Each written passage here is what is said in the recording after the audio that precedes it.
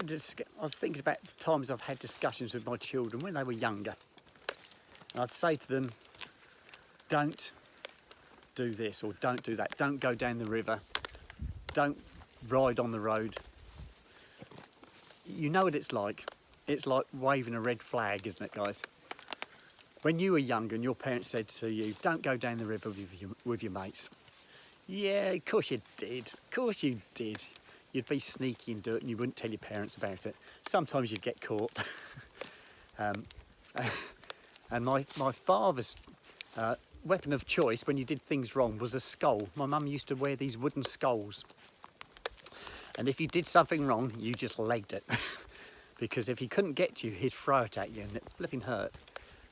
Couldn't do that these days, my goodness me. But yes, yeah, discipline then was quite quick and it, yeah, usually hurt. And I can also remember when I was at school, quite a few of the teachers were very much along those lines as well. You could get the slipper still, the cane. Oh, stinging nettles again, guys. I never got the cane, I never got the slipper, but I got sent to the headmaster's office more than once. I narrowly missed a board rubber once. That was a religious education, RE, is that what they called it? We used to get the vicar, the local vicar used to come and get us to read pages out of the Bible. He'd start at the front of the class and the first child would read the first page and the next child would read the next page and so on. And that was fine as long as you knew where you were in the Bible, whereabouts they'd got to.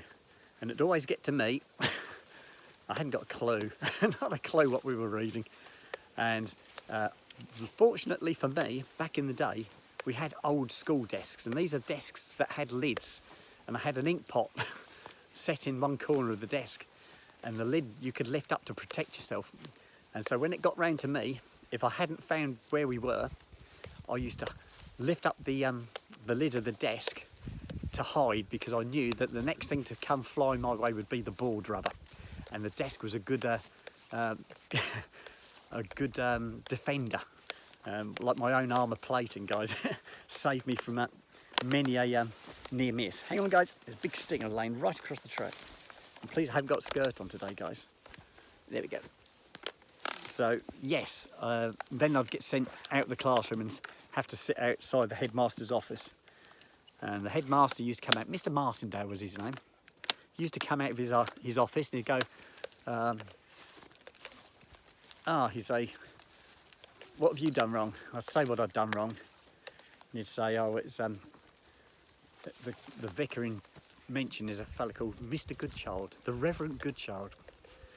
And he used to say, what have you done wrong? I'd say, oh, I wasn't following the reading lesson and I'd got the board rubber thrown at me, sir. And he'd go, right, don't do it again then, off you go.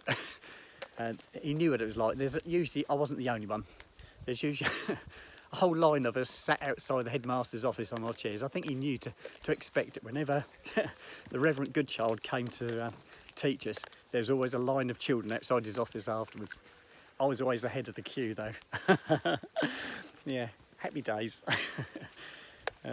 Yeah, I'm not a keen person at going to church either, guys.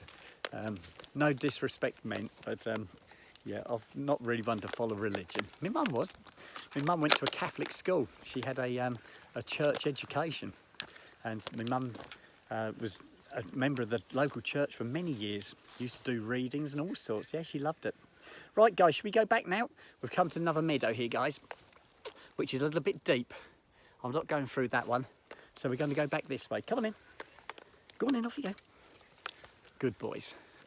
So, yes. So, tell me, did you have to have religious education? Because I think we all did. And how did you get on? Yeah, I never fared particularly well. Go on, off you go. Right, I'm going to sign out, guys. I'll speak to you later. Bye-bye.